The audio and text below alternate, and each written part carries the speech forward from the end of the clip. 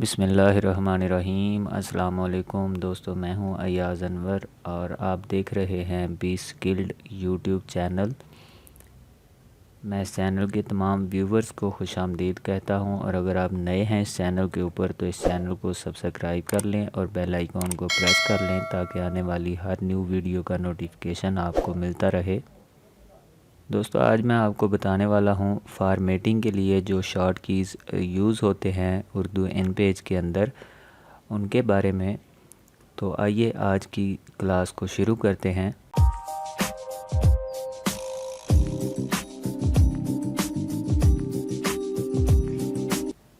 दोस्तों, सबसे पहले जो हमारे पास शॉर्ट की इस्तेमाल होता है वो होता है हमारे टेक्स्ट को बोल्ड करने के लिए।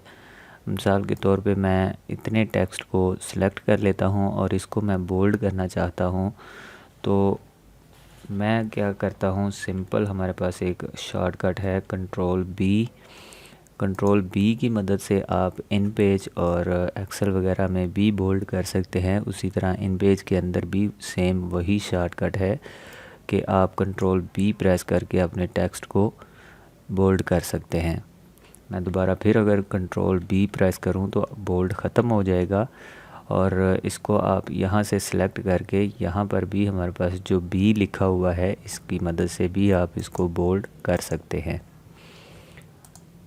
इसी तरह अगर मेरे पास कोई इंग्लिश में कंपोजिंग हुई होती तो इसको भी आप इटैलिक में कर सकते हैं। मिसाल के तौर पे मैं लिखता हूँ यहाँ पर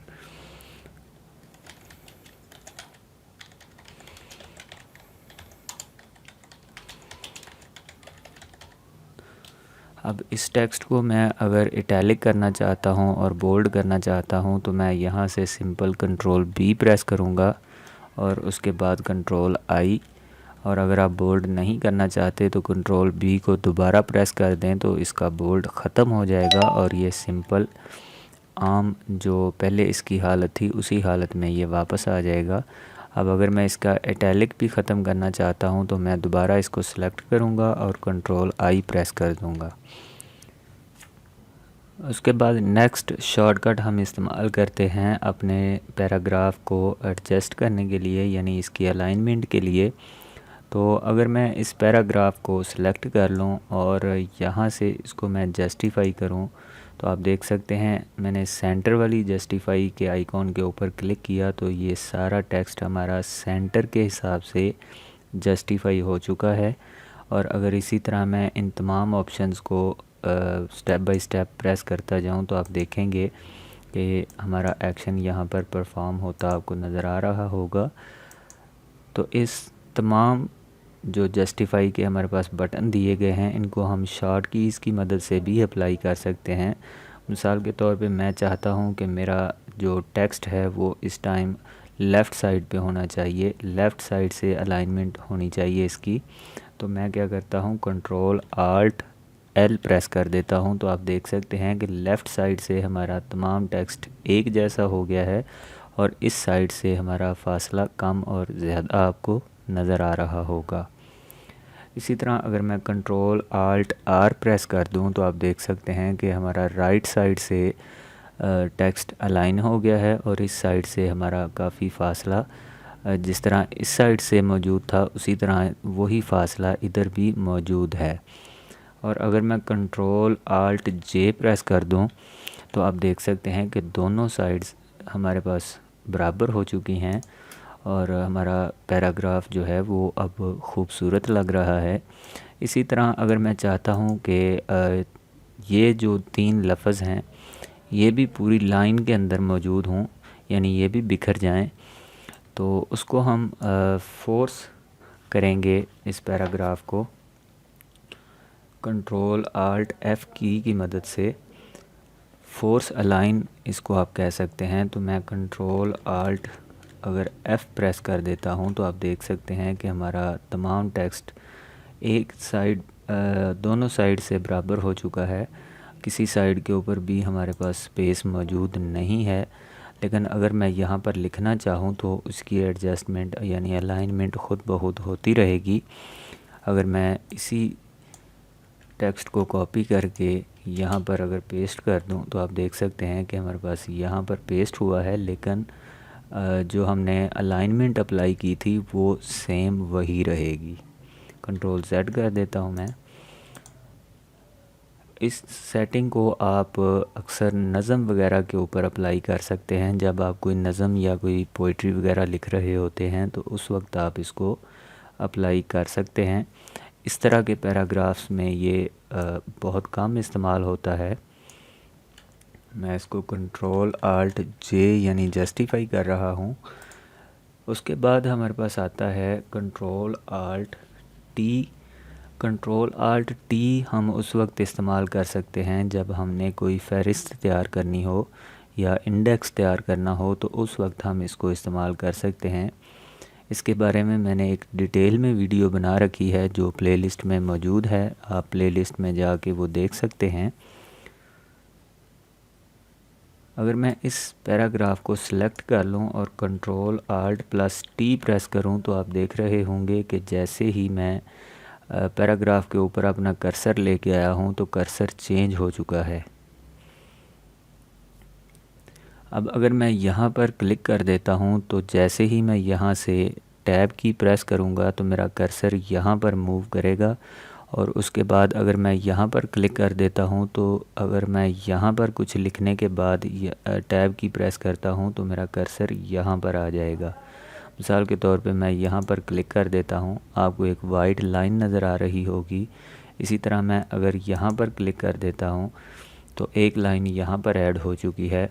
अब मैं दोबारा कंट्रोल Alt T प्रेस कर रहा हूँ और अगर मैं यहाँ से टैब की प्रेस करूँ तो आप देख सकते हैं पहली लाइन हमने यहाँ पर ऐड की थी तो हमारा टैब की मदद से कर्सर यहाँ पर आया है। और अब अगर मैं दोबारा टैब की प्रेस करता हूँ तो यहाँ पर जो हमने लाइन ऐड की थी यहाँ पर हमारा कर्सर मूव कर जाएगा। मैं टैब की प्रेस करता हूँ, आप देख रहे होंगे कि ये सारा फासला हमारे पास मौजूद है, लेकिन हमारा कर्सर ये सारी जगह छोड़ के यहाँ पर मूव कर चुका है। आई होप यहाँ तक आपको समझ आ गई होगी। उसके बाद हमारे पास जो शॉर्ट की आता है वो है कंट्रोल T। कंट्रोल T को हम उस वक्त इस्तेमाल करते हैं जब हमने स्टाइल शीट्स क्रिएट करनी हो। एक से ज़्यादा पेजेस वाली अगर आप फाइल कंपोज़ कर रहे हैं, कोई बुक वगैरह या कोई रिसाला वगैरह, तो उसके लिए आप स्टाइल शीट्स क्रिएट करते हैं। इसके बारे में भी प्लेलिस्ट में एक वीडियो मौजूद है, आप उसको देख सकते हैं। इसी पैराग्राफ की सेटिंग है, तो पैराग्राफ की सेटिंग के लिए भी हम कंट्रोल G इस्तेमाल कर सकते हैं। मिसाल के तौर पर अगर मैं यहाँ से पैराग्राफ को सिलेक्ट करूँ तो मेरे पास ये सारी सेटिंग्स मौजूद हैं। लेकिन अगर मैं चाहता हूँ कि मैं इसके एक ही दफ़ा सेटिंग कर लूँ तो मैं फॉर्मेट के टैब में जाके यहाँ पर पैराग्राफ के ऊपर क्लिक करके भी सेटिंग कर सकता हूँ। लेकिन अगर मैं यहाँ पर रहते हुए कंट्रोल G प्रेस कर दूँ तो मेरे पास सेम वही विंडो दोबारा से ओपन हो जाएगी। इसी तरह हमारे पास एक शॉर्टकट होता है कंट्रोल F5। कंट्रोल F5 को हम इस्तेमाल करते हैं करैक्टर के दरमियान या टेक्स्ट के दरमियान स्पेस के लिए। मिसाल के तौर पर अगर मैं इस पैराग्राफ को सिलेक्ट कर लेता हूँ, आप देख रहे हैं इस वक्त ये 4 लाइंस में मौजूद है, यानी 4 लाइनें हैं इस वक्त हमारे पास। तो अगर मैं कंट्रोल F5 की प्रेस करता हूँ तो आप देख सकते हैं कि हमारा जो टेक्स्ट है उसके दरमियानी फासला इंक्रीज़ होता जा रहा है। अगर मैं प्रेस करता जाऊं तो आप देख सकते हैं कि ये हमारे पास इस वक्त 5 लाइंस हो चुकी हैं। अगर मैं इसी तरह मज़ीद प्रेस करता जाऊं तो इस टेक्स्ट के दरमियान फासला बढ़ता जाएगा। इसी तरह अगर मैं कंट्रोल के साथ F6 प्रेस करता जाऊं तो ये फासला कम होता जाएगा। इसकी जो सेटिंग है वो आप यहाँ से भी वैल्यू इसकी नोट कर सकते हैं।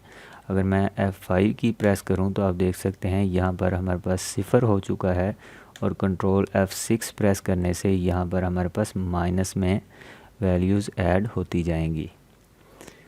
आप जितना चाहें अपनी सेटिंग के हिसाब से कम या ज़्यादा कर सकते हैं।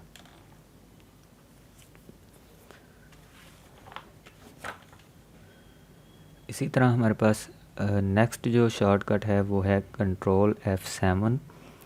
कंट्रोल F7 को हम इस्तेमाल करते हैं लाइंस के दरमियान जो फ़ासला होता है उसके लिए। अगर मैं कंट्रोल F7 प्रेस करूं तो आप देखेंगे कि हमारी लाइंस के दरमियान में जो फ़ासला है वो इंक्रीज़ होता जाएगा, आप देख सकते हैं।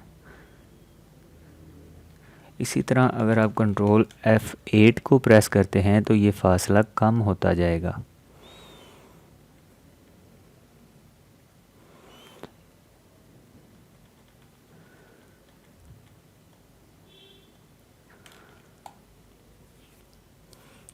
उसके बाद हमारे पास जो शॉर्टकट है वो है कंट्रोल F9 का। कंट्रोल F9 को हम फ़ॉन्ट साइज़ को इंक्रीज़ करने के लिए इस्तेमाल करते हैं। मिसाल के तौर पे मेरे पास इस वक्त 12 PT फ़ॉन्ट साइज़ मौजूद है, यानी 12 पॉइंट है। तो अगर मैं कंट्रोल F9 प्रेस करता हूं तो आप देख सकते हैं यहाँ पर वैल्यूज़ चेंज हो रही हैं। इस वक्त मैं 8 पॉइंट के ऊपर आ चुका हूं और अगर मैं मज़ीद प्रेस करता जाऊं तो मेरे यहाँ पर 6 पॉइंट हो चुका है। इसी तरह अगर मैं कंट्रोल F10 को प्रेस करता हूं तो ये साइज़ इंक्रीज़ होता जाएगा। आप देख सकते हैं यहाँ पर 14 हो चुका है। अगर मैं दोबारा प्रेस करता हूँ तो 15 हो चुका है। इसी तरह आप प्रेस करते जाएंगे और आपका टेक्स्ट साइज़ जो है वो इंक्रीज़ होता जाएगा। तो आई होप आज की वीडियो आपको अच्छी लगी होगी। इसकी प्रैक्टिस कीजिएगा ताकि आप जहन नशीन कर सकें इन बटन्स को, इन शॉर्टकट कीज़ को आप याद कर लें। आपको बहुत फ़ायदा देंगे ये। आप बहुत सारा अपना कीमती वक्त बचा सकते हैं अगर आप इन शॉर्ट कीज़ को से महफूज कर लेते हैं अपने जहन के अंदर। तो अगर वीडियो अच्छी लगी तो अपने दोस्तों के साथ शेयर करें और इस चैनल को सब्सक्राइब करें ताकि मेरी हौसला अफजाई होती रहे और मैं इसी तरह आपके लिए मज़ीद अच्छी वीडियोस बनाता रहूं। Thanks for watching. अल्लाह हाफिज़।